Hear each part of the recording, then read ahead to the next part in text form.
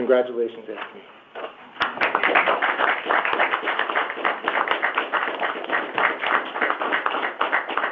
With this award, you receive this lovely certificate. Thank you so much. This medal that you can proudly wear on your Class A uniform. Thank you. This plaque to bring home with you and keep and memorialize.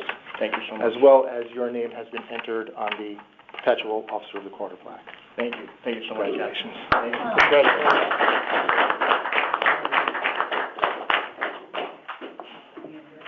you.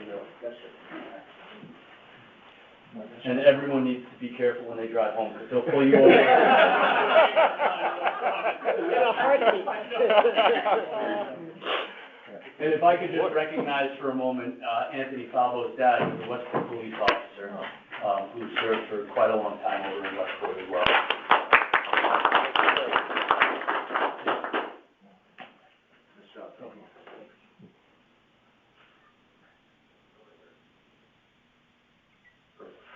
Thank you very much. Nice job. Thank you so much. Congratulations, brother. Thank you so much. Congratulations, Anthony. Good job. Great job. Just don't pull me over. Yeah.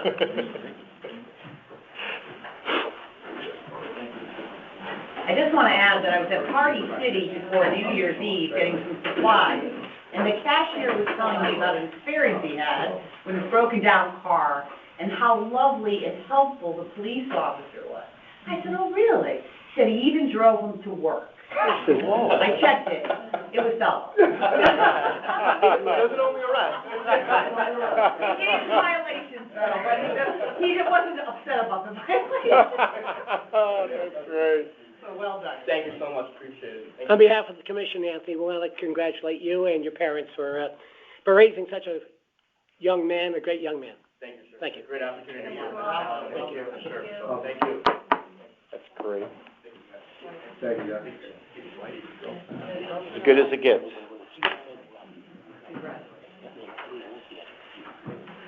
Thank you. Thank you, man. Thank you. Thank you.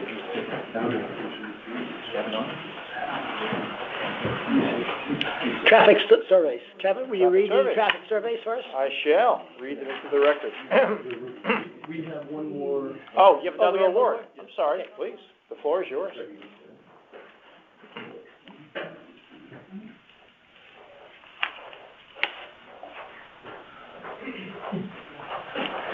Commissioners, I'd like to recognize ACO Paul Miller on this specific call. On April 22nd, 2022, patrol officers responded to 81 Welch Terrace for an EMS call involving an elderly fall victim. He was subsequently identified as Mr. Dominic D'Agostino. He was located on the living room floor where it appeared he had been for a very long time. A barking dog protecting him had to be coaxed into the bathroom so that EMS personnel could tend to him for his treatment and evaluation. He did not have a next of kin or family within the area, so ACO Miller responded to take possession of the dog for safekeeping. On April 22nd, ACO Miller was contacted by Nurse Lawson at Bridgeport Hospital to arrange a visit at the ICU with Mr. D'Agostino and his dog. After authorizing this, he made it happen.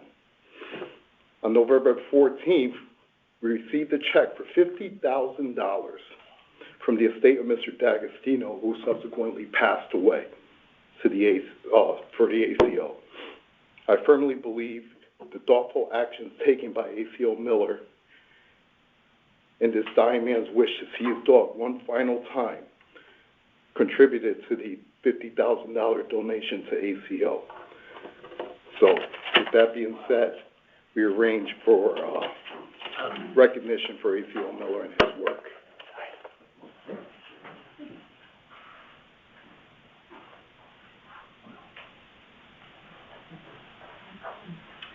Guess we went further than.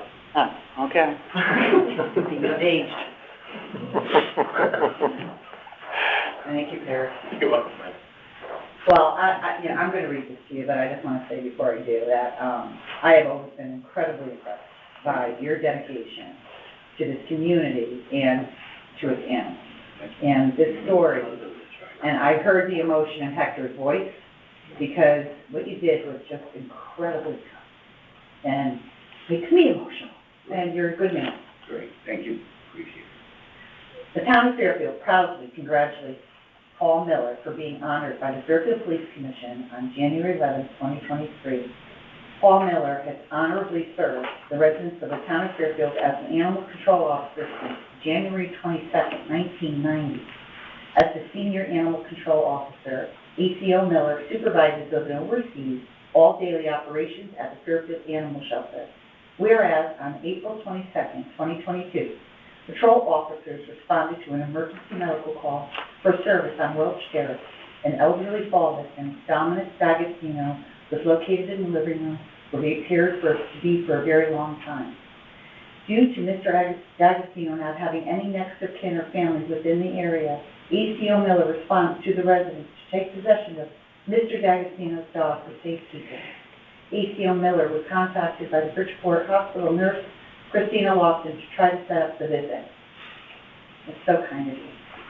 ACO Miller brought Mr. D'Agostino's dog to the Bridgeport Hospital intensive care unit, where he and nurse Lofton escorted the dog to Mr. D'Agostino's bedside for their reunion. Mr. D'Agostino died about 1 week after the reunion. On November 14, 2022, ACO Miller received a check for $50,000 from the estate of Mr. D'Agostino, who was named the town of Fairfield as the beneficiary under his last will and testament. The town of Fairfield is very grateful to you, Paul, for your thoughtful action in fulfilling a resident's wish to see his cherished dog in his final time. The town further thanks you, Paul, for your efforts, for contributing factor to our town receiving this very, very generous donation. Now, therefore, I, Brenda L. Kupchik, first woman of the town of Fairfield, do hereby proclaim Wednesday, January 11th, 2023, as Paul Mother's Day. Congratulations.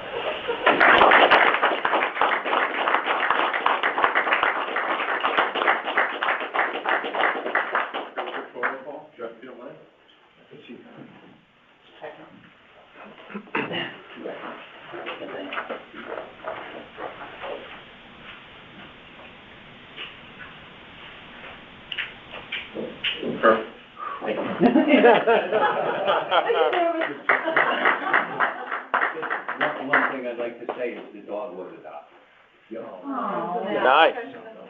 Well, what kind of dog was it?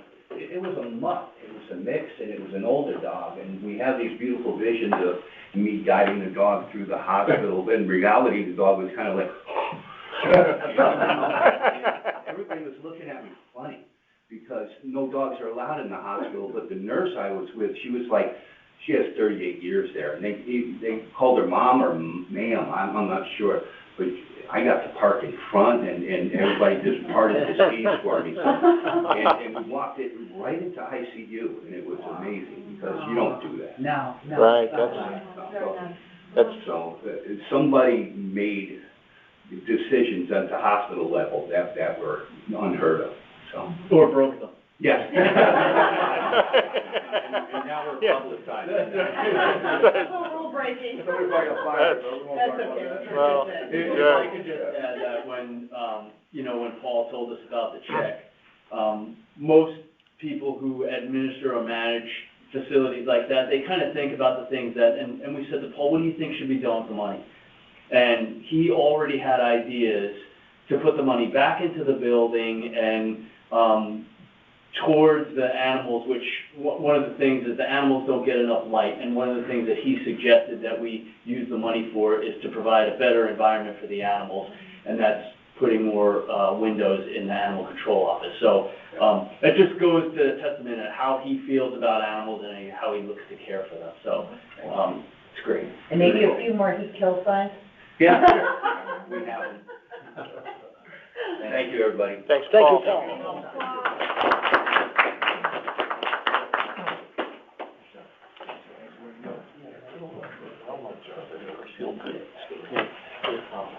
Next month, so.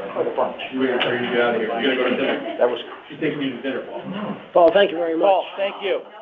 God bless you. Yeah, why not? Yeah, take him out.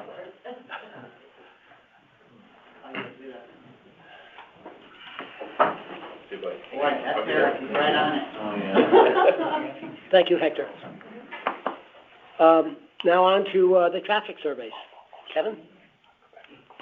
Thank you, Mr. Chairman. Traffic survey number 1, Sacred Heart University. Nature of request.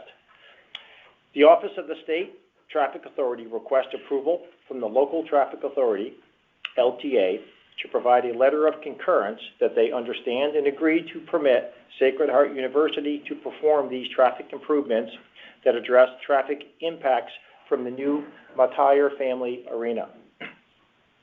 1, consider providing a protected or protected permissive left turn phasing for the westbound approach on Jefferson Street at State Road 59 West Campus intersection.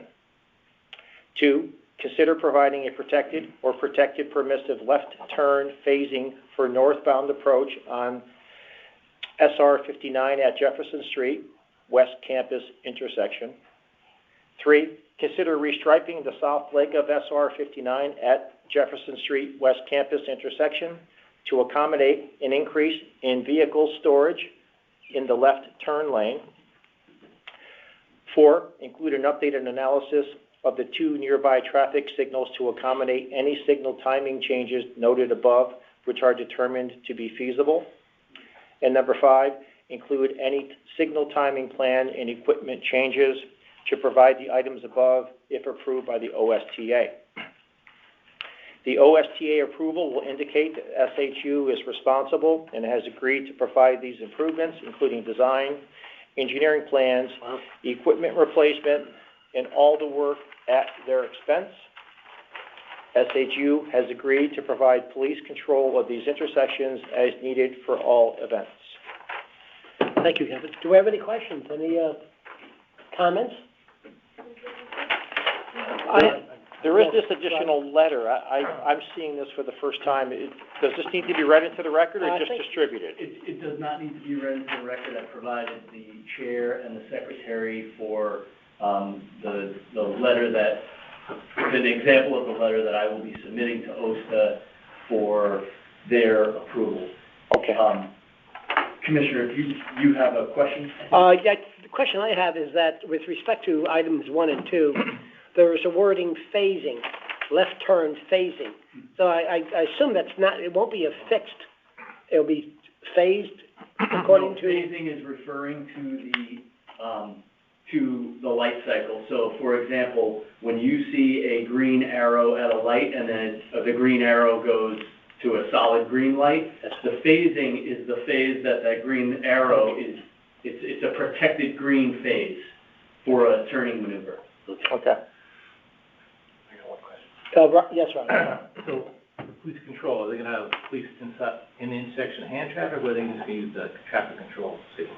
We're putting requirements in that, Sacred Heart University is required to, add an additional, hand traffic button with a 25-foot extension and I guess you could call it a beacon, where the officer would stand and, use that, clicker to change the light cycle.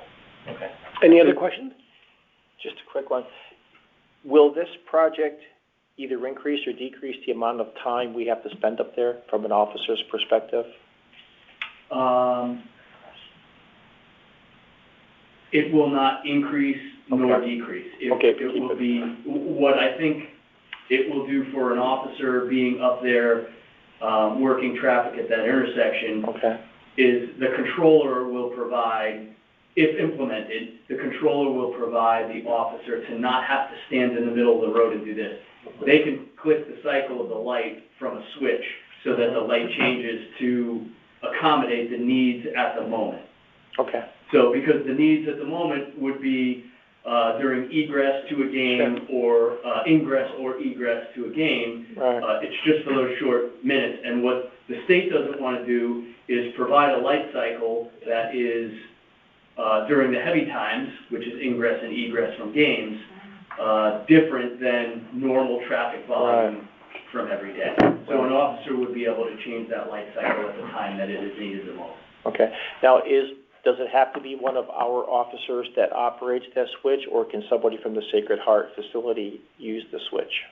Officers from the Sacred Heart facility cannot use the switch. Cannot? Yeah. Okay. It has to be an officer. Has to be one of us. We are in charge of Okay. traffic control especially on state highways. Okay. Yes, Ron?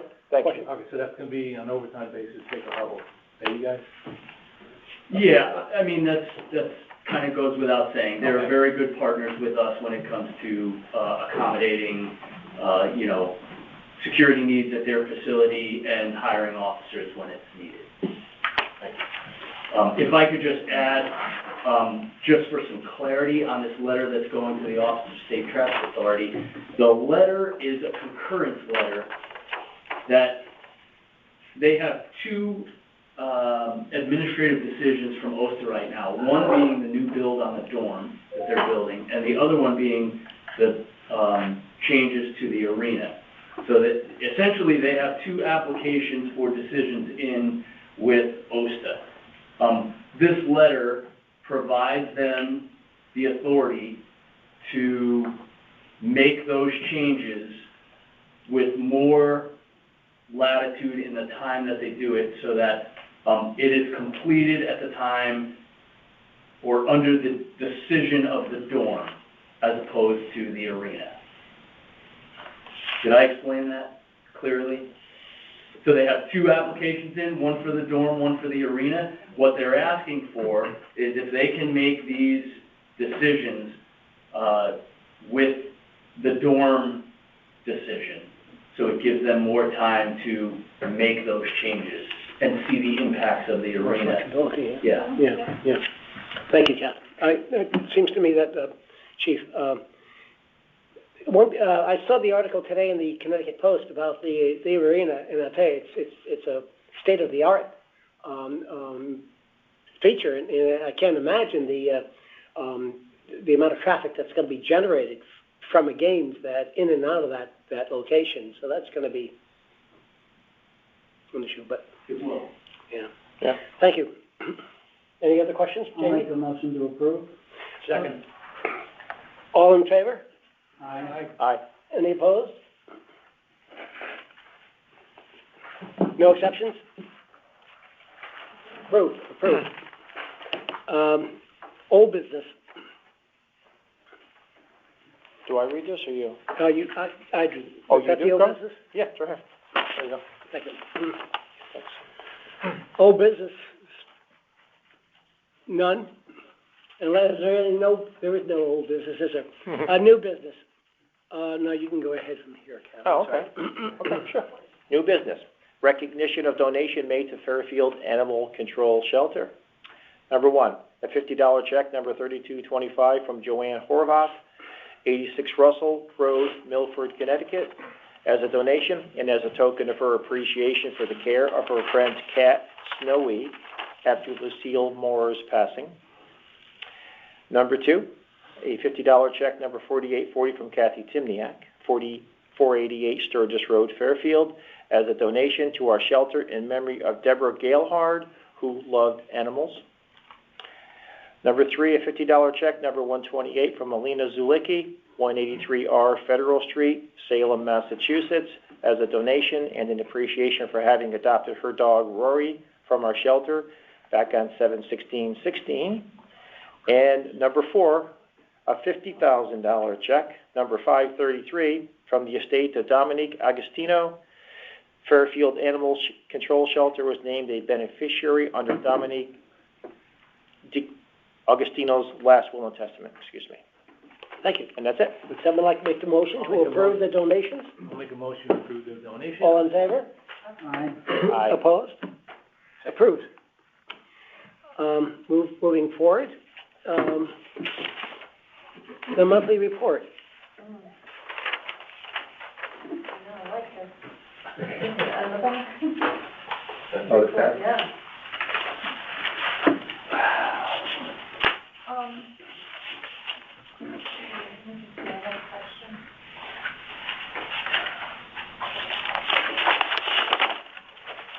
would it be out of order to just brief us on the, fire board, since the press was out there, you've been seeing on the news?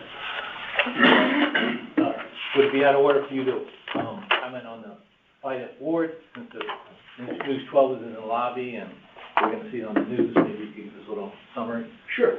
Well, I can't talk about you want to first? We can go to executive session and talk about it then if you want to. That's fine. Why don't we do that? You'd have to make a motion. Yeah. I'll Make- did we make- finish up all our business? There's nothing else by way of the monthly report, yes. Are we all good? Yep. Everybody good? Okay. Better make a motion. I'll make a motion to go into executive session. Second? Second. All in favor? Aye. Aye. All opposed? We're going in, okay. Give me 1 second, guys.